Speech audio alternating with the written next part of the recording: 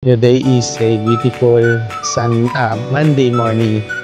Sunday na naman. Kaya na magtrabaho, no, guys? Diba? Si Madam, nakaset up na. Nakapag-prepare na ako guys breakfast. Tapos ito yung palamay. Then we also have vegetable sticks.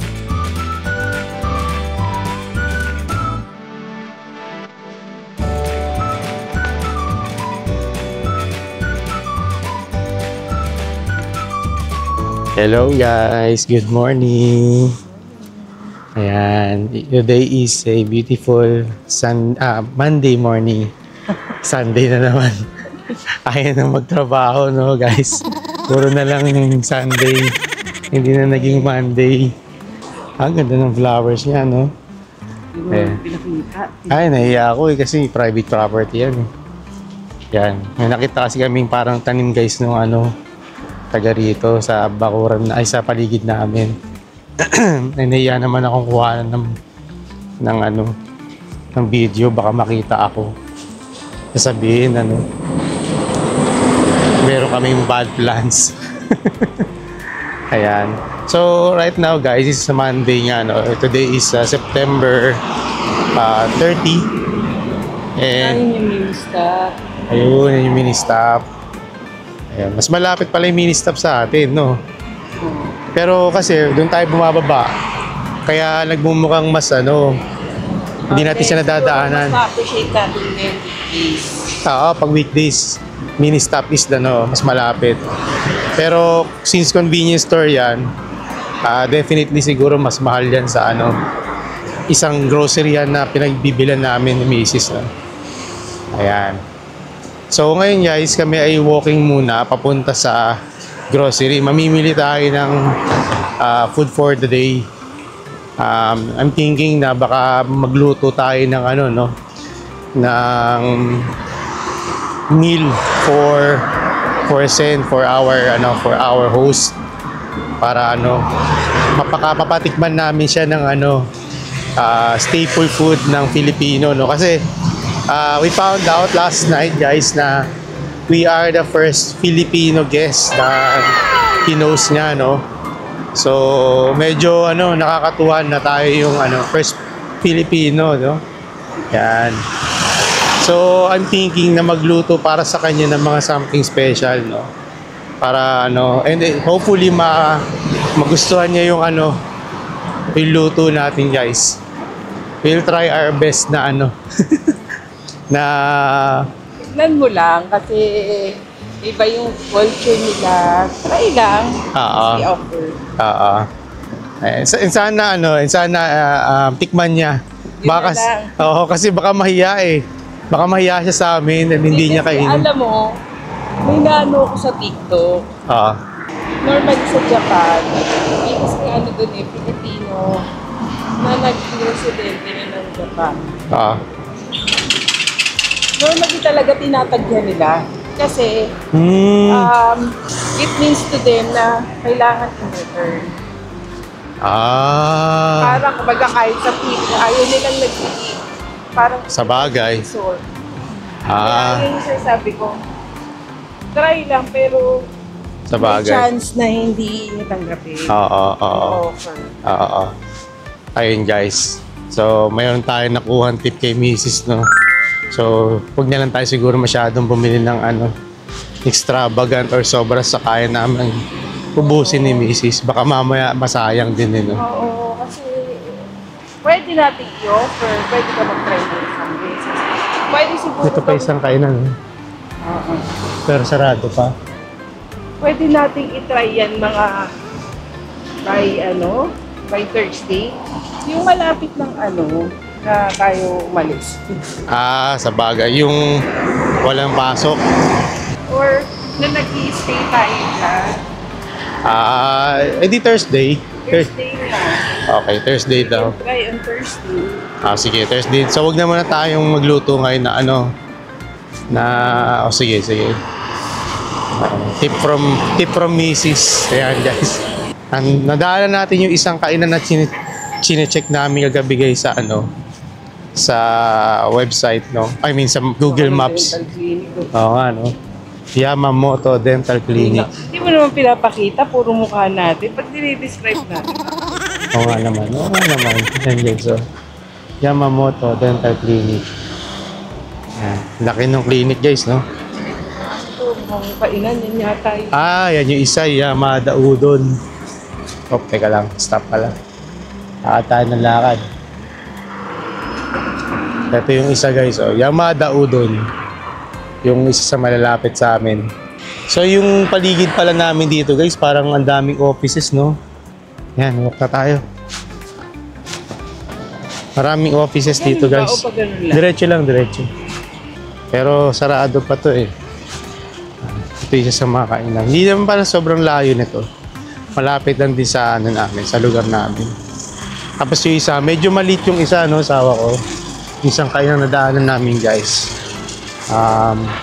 Ayun. Pero ito isa sa naging choices namin kagabi. Na kainan sana. Pero bukas na. Kumakain na guys. Ang linis ng kalsada nila guys. Although madaming mga leaves, no, na nahuhulog. Maraming mga ayan, dahon-dahon. Mga dried leaves na yan eh. Wala kang makikita halos wala kayong makikita yung mga trash, no, na nakakalat sa kalsada. It's mostly mga dried leaves lang, no. Ganun silang kalinis dito guys. Ganun silang dito anong tawag dito. Oo nga, sana sa atin din, no. Ganun silang ka-maintain ng kalinisan dito guys. Naniniwala ako. Parang siguro, let's hope, tingnan natin lahat habang meron namang pwede tayo mag-hope kahit medyo malabo-labo ngayon. Yung governance talaga. Ano to, clinic? Parang clinic, no? Ito guys, Paloma. Parang may sign ng cross eh. So we're not sure if parang clinic ba siya, no? Or Ayan, Paloma. Mababasa din sa ilalim ba kayo na? Hindi ko yung sa Japanese eh. Sabi ng misis ko guys, baka naliligaw na raw kami. Dire-diretso lang to kasi ito may kainan pa kami sa nadaanan guys. Tayo tapakita ko lang. Ito guys, another kainan. Pero mukhang sarado pa. Papasok na yung mga empleyado dito sa Japan. Currently it's 7:45 sa Pilipinas. Dito naman sa Japan is 8:45. 9 o'clock yung pasok natin. 9 o'clock? 7:45 pa lang. 8:45? Sa Japan. Oo nga pala. Nalito na si Mrs. Nalito na si Mrs. guys sa time zone. Kinabahan ako na. Kinabahan na si Mrs. guys. I think yung mga offices or most of the offices dito, no, nag-start yung shift around 9 a.m. to 10 a.m. no, if I'm not mistaken. And some of the stores, like mga restaurants naman, nagbubukas sila ng 11 a.m. guys. So ganun yung shift ng mga stores dito and mga employees. Although syempre hindi naman lahat, pero in general parang hindi nyo napansin ko na nila. Ito isa sa bus stop sa ako. Kakaliwa na tayo. Parang feeling ko kakaliwa na tayo, no? Ito yung isang bus stop, guys. Yan, kakaliwa na tayo, guys. Nakabahan si Mrs. eh. Akala nawawala na tayo. Paikot lang naman to, guys, eh. Ayan. So, papunta tayo dun sa, guys, to. Sa the usual nating pinupuntahan, which is yung Matsuhida Station. Ayan. And yung pupuntahan natin dito is yung grocery store. Matsuhida kasi guys is yung station ng tren na malapit sa amin. Ayan. And yung grocery store na pupuntahan namin, it opens around 9 a.m. So yun yung namin, target namin puntahan for this morning para bumili ng supply. Takot magutom guys. Ayun lang masasabi ko. Takot po kami magutom. Kaya we need to go to the store and buy bangko, nga bang bangko. O nga, no? Mga bangko. Dentist yata may issue. Dentist din. Di ba?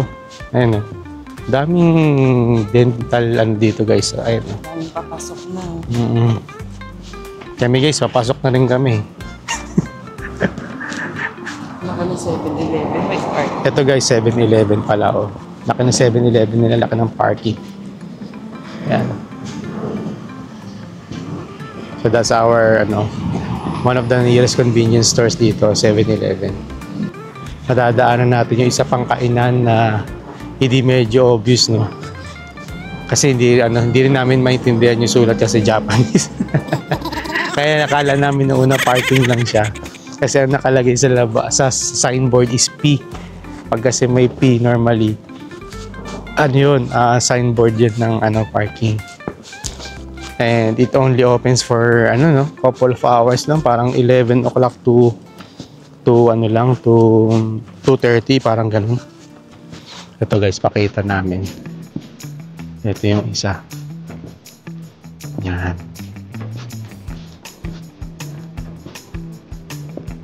Siguro, ayan, may mga days na close sila, oo. Ayan, parang may nakapula, guys, no, na dates.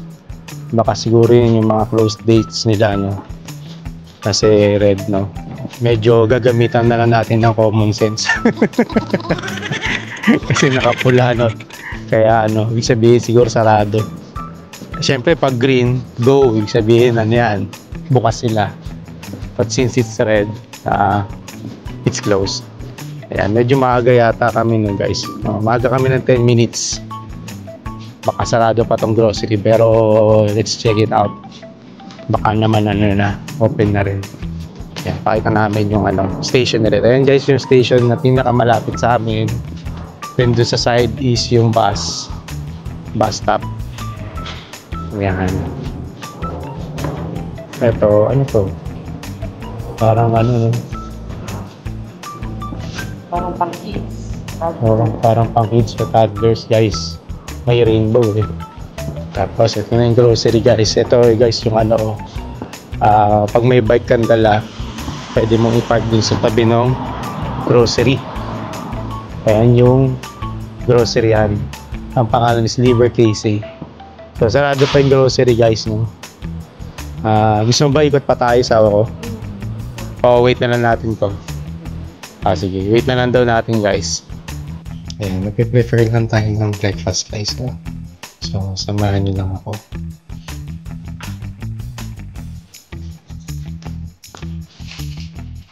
Mag-ano tayo, guys. Mag-open tayo ng bread.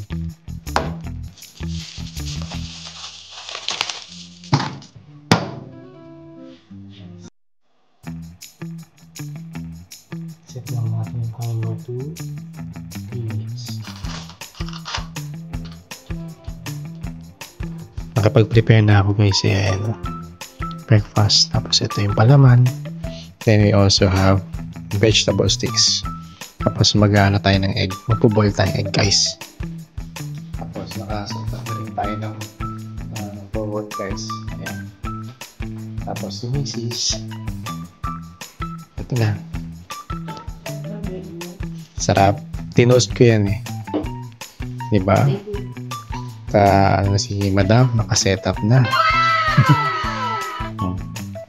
Yan yung kanyang office space for today. Tayo naman dito. Yeah.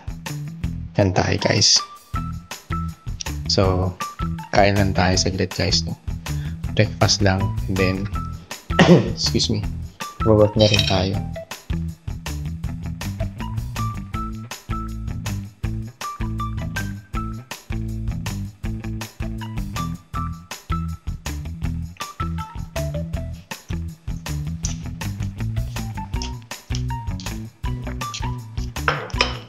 Yun guys, sarap. Ay, tinapay natin. Hindi na mahulog.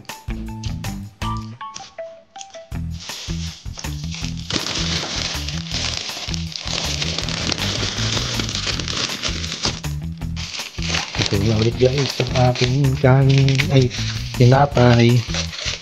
Guys, ganun lang guys, toasted na agad. Ayan. Ang ating basura. Tapos, kunin natin yung ating pagkain. Oh, is it? I can tell you. You can Okay. go ahead and I will tell you how to eat. Okay, let me show me first. So, Okay. this is easy. And here is what's the city fingers? Saddle. Saddle.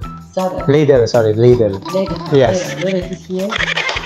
And I will clean that later. Okay, Here's none of that. Yeah. okay.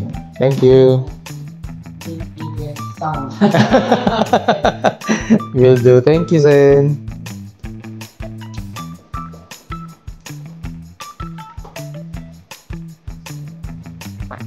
Ayan guys. So, kapag prepare na ulit pala tayo ng bagong set ng breakfast natin. Ayan. And nakapag-share na rin tayo kay Mrs. Na ituro na rin sa atin guys ng host natin yung how to cook the rice and how to use the stove, no? Medyo iba kasi yung pindutan dito guys. So, hindi siya yung traditional knob. So, ayan siya. So, ito yung stove. Then, meron dito induction. Or yung parang sinisip-sip ng usok guys. So, now, mag-work muna tayo guys. Gusto mo na matcha sa ako? Matcha. Tingnan tayo guys ng tsaa. Let's make some tea. Ano gusto mo, matcha sa ako? Hindi na. Gusto mo na matcha o yung sa Starbucks gusto mo? Sige. Kahit na daw guys. Basta mainit.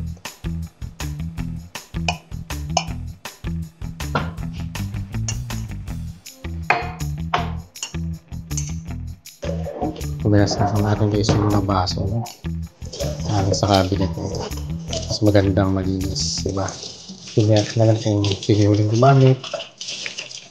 So, just to make sure na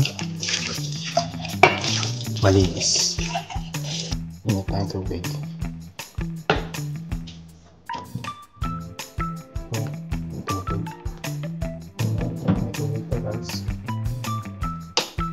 And we get our Starbucks. Ito guys, binili na one of our favorite. Panalo to guys, recommended. And we bought this for around I think 400 yen. Parang malabas 30 pesos isa. Kung ganun no.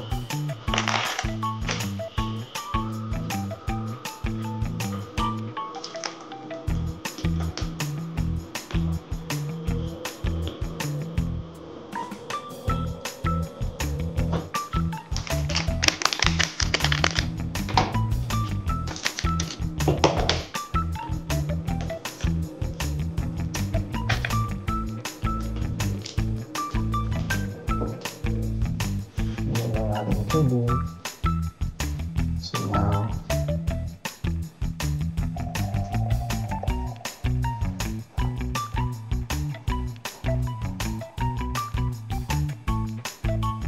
this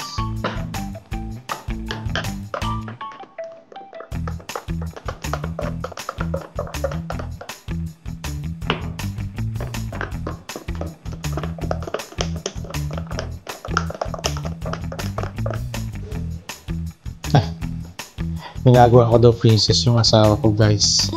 Malaki yata ulo. Malaki na nga, lalaki pa lalo. Ano tayo magagawa nito? Yan talaga tayo eh. That's how we do it. Tayo naman ng sarili naman natin na askasuhin natin guys.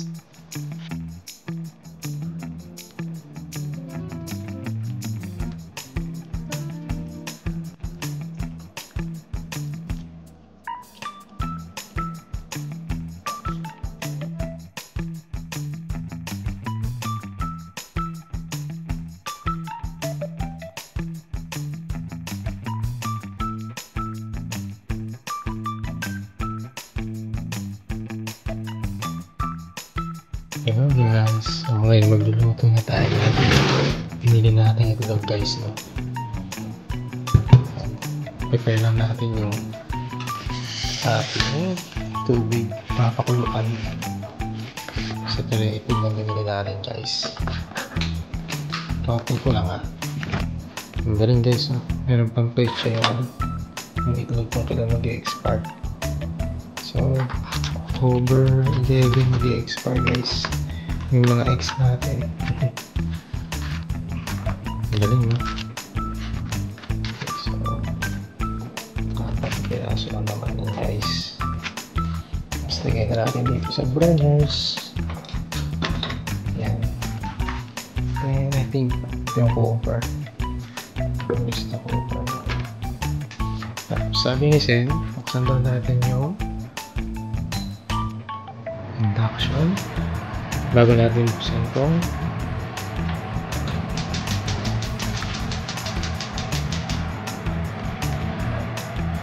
so we just press that and meron na tayong apoy.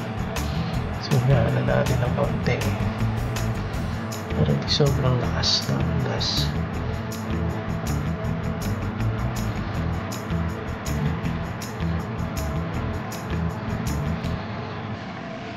Tapos na natin ito. Ito pala kayo sa Japan, napasegregate yung mga ano nila, no? Plastic, burnable, or yung biodegradable siguro, no? Then yung mga recyclable. And if I'm not mistaken guys, ano, mayroong specific days yan na pick up ng garbage collector nila.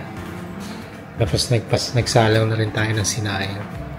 And ito na, nakaset na siya. Umiinit na ba guys? Parang umiinit naman na. Hello guys, good morning. Ayan, kaagising na namin ni Mrs. guys. And it's a Tuesday morning guys. Today, September 30 na. Ayan. And ang ganda ng liwanag sa labas guys. Pakita lang namin sa inyo. Tapos tayo sa terrace.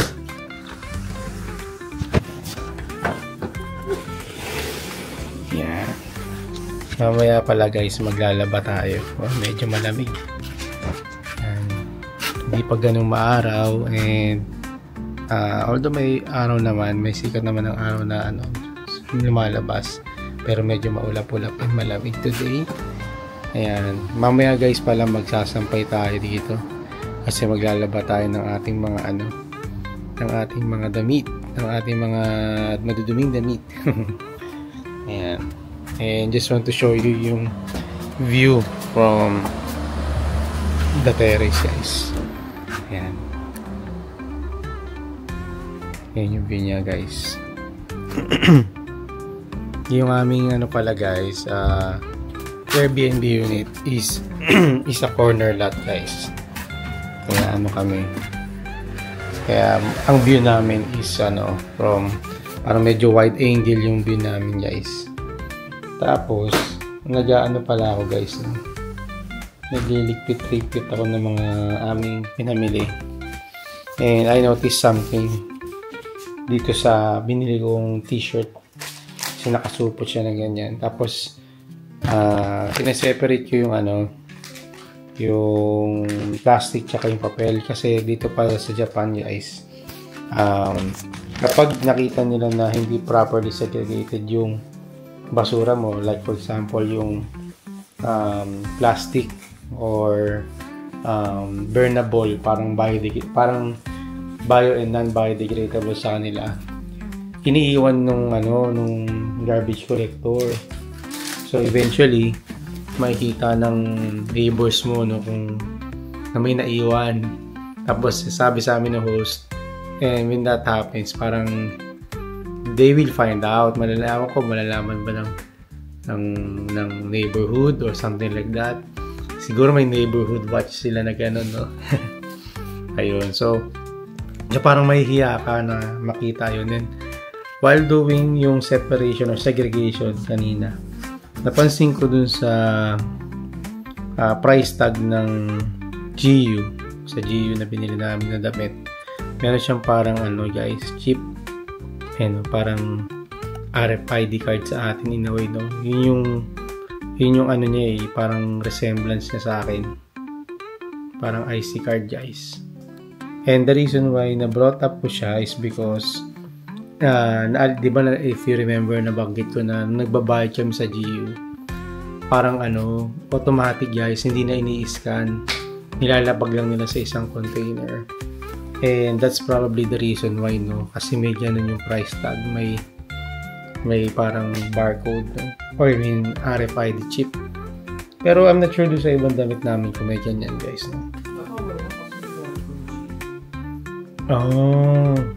Pero anyhow, no? Galing, no, guys, kung ganun nga yan, kung ganun nga talaga, no? Imagine they're putting this into your into their price tags, no? So yun lang, na-ellipse lang ako. Kasi sa atin, di ba, barcode pa. Then guys, after maligo ni Mrs., lalabas tayo and mag-grocery ulit tayo ng ating mga pangangailangan talaga yun, no? Ayun. Sige, guys, prepare muna kami, then we'll go out in a bit. So now magta-try tayo mag-withdraw using our GoTime. This is the first time we will be using our GoTime, guys. English.